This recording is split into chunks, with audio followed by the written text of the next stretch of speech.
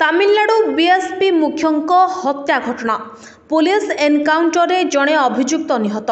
Tamil Nadu Bahujan Samaj party मुख्य के आर्मस्ट्रंग हत्या घटना रे जड़े अभियुक्त शनिवार राति रे पुलिस एनकाउंटर रे निहत होइछन्ति।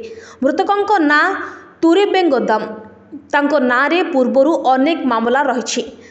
2015 मसीहारे तुरीबल्लूर जिला बीएसपी सभापति मन्नारासुंक हत्या घटना रे मध्य अभियुक्त थिले तिरुबेंगदम।